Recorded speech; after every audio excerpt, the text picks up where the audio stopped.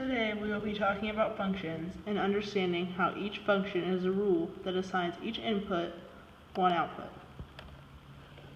What is a function? A function is a relation in which every element in the domain corresponds to exactly one element of the range. Or to put it into simpler terms, it's a rule that assigns each input x only one output y. So if we look here, here's the domain x and the range y, and every x goes to exactly one y, or it can go to two y's, but you never see one y going to two x's. Now let's look at a video that further explains functions. Calculus, but you've been using them your entire life. Formally, functions map a set of numbers to another set of numbers. So, what does this mean? Well, say we have a black box. We're going to call this our function. If you put in the number, say 4, you might get out the number 8. If you put in the number 5, you might get out the number 16. For each number that you put in, say x, you'll get out another number, say y. Now sometimes you can put in two different numbers, let's say 4 and let's say 22, and get out the same number, say 39. But at no point in time will you put in one number and get two different numbers out. This may sound complex, but it's really just saying stuff you already know. For example, you use functions every time you go to the gas station. Here, the amount of money that you pay at a gas station depends on the amount of gas that you pump. To put another way, the amount of gas that you pump determines the number of dollars that you pay. So let's say gas is $3.80 a gallon. If you're going on a long road trip, you might need, say, 10.2 gallons. If you pump 10.2 gallons and gas is $3.80 a gallon, the gas station is going to charge you $38.76. If you just ran across town and needed, say, 2.3 gallons, the gas station is only going to charge you $8.74. Of course, depending on your car, you may need more or less gas, and the station is going to charge you based on the amount of gas that you take. Now, how they determine the amount to charge is very simple. They use a function that maps the number of gallons that you pump to the number of dollars that you need to pay. So specifically, we say that the number of dollars you pay is a function of the amount of gas you buy. You know the number of gallons that you're going to buy. You know an x variable. So this is your independent variable. What you want to know is the amount of dollars that you're going to pay. Y. This is dependent because it depends on the number of gallons that you buy. So one way to put this mathematically is that the dollars you pay is a function of the gallons you buy, just like what we said before. But let's write this out in math terms. The dollars you pay, y, is, that's math speak for equals, a function, we're going to call this f for function, of the gallons that you buy.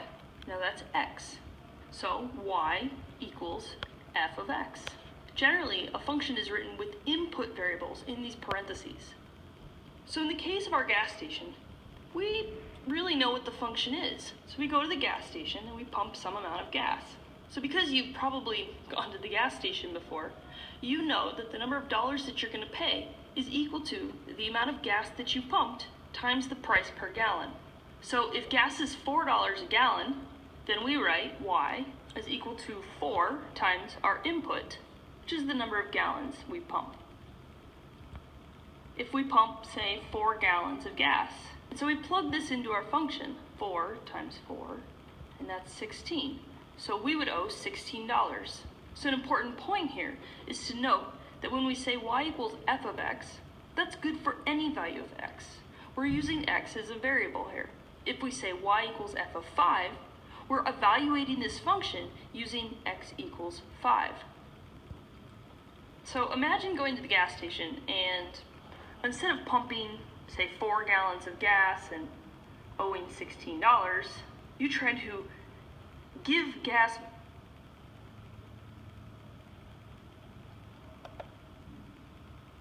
Now that we've learned a little more about functions, let's look at the vertical line test.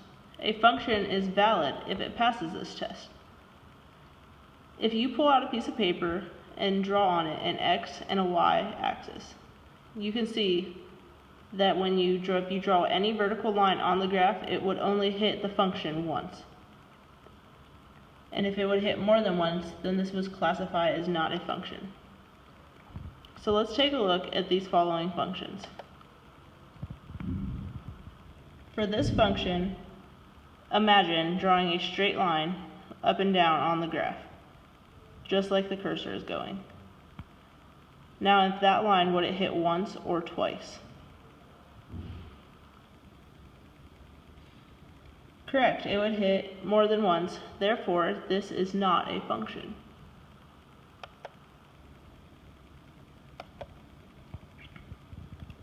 Now let's look at this one. Again, if you would imagine drawing a vertical line straight up and down, would it hit this line once or more than once?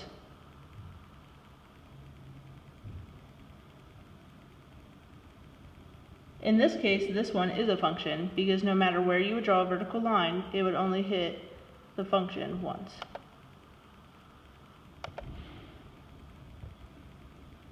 Now let's look at this straight line. If you would draw a vertical line anywhere up and down once, would it hit that line once or more than once?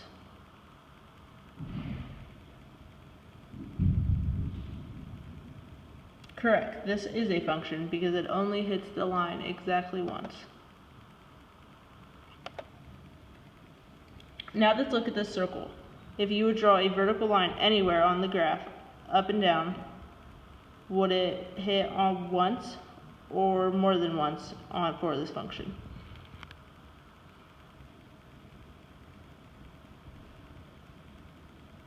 Correct, if you draw a line, it would hit twice, because it would hit at the top and at the bottom. Therefore, this is not a function.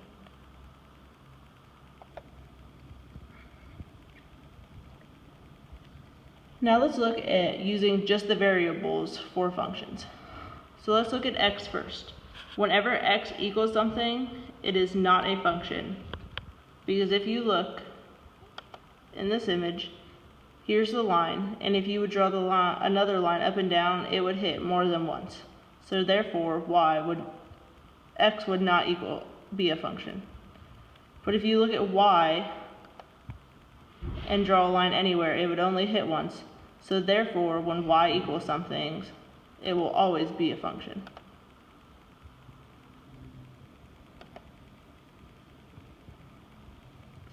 Now let's look at an example of plugging numbers into a function. For the first one, let's take a look at y equals 2x plus 1.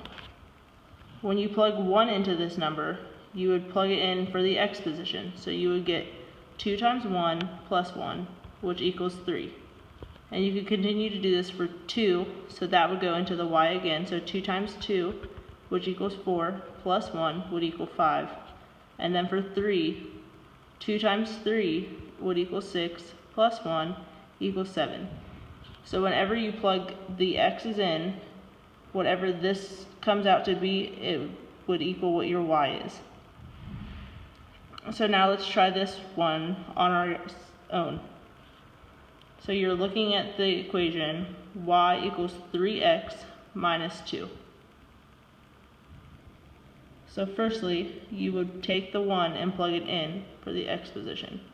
So it would be 3 times 1 minus 2.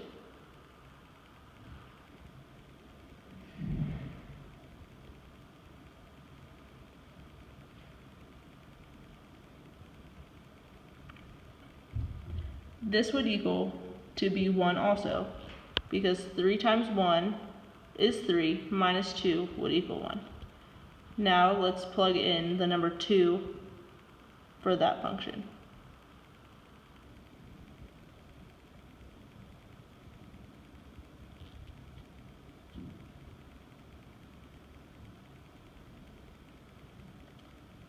When plugging in the number 2 here, you would put 3 times 2, which equals 6, minus 2, and that would equal 4.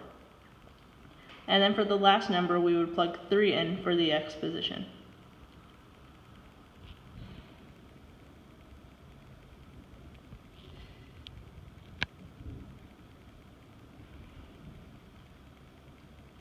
When doing this, you would take 3 times 3, which equals 9, minus 2, and that would equal 7.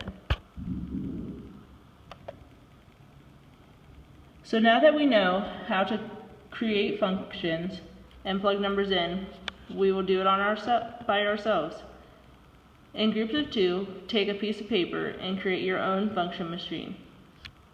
To do this, you will make an input part and an output part. And for the function itself, you will create a simple function that your partner can try to solve. A simple function in this case would be y equals x plus a number. So this could be y equals x plus 2, y equals x plus 4, or any other number that you can plug in there. That would be simple for your partner to solve.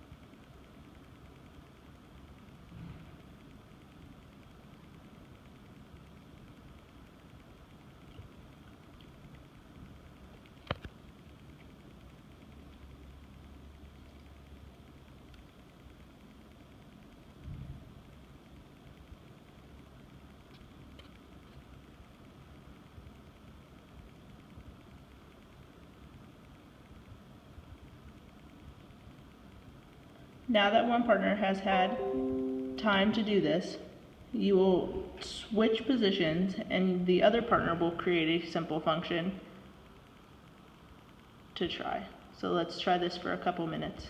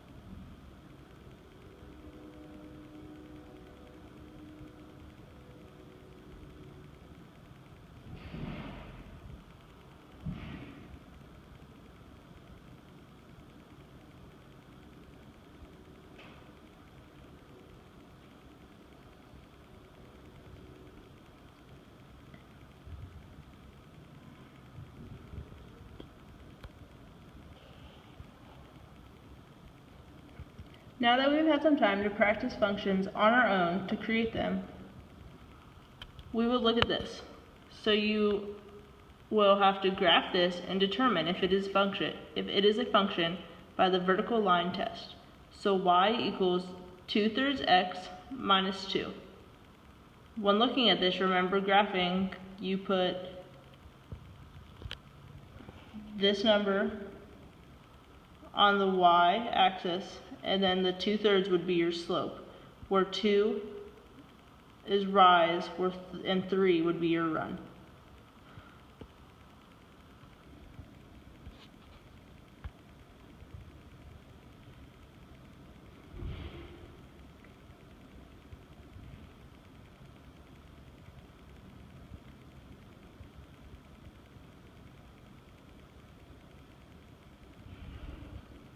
When you have finished graphing this, and when you determine if it is a function or not, please turn it in at the end of the period.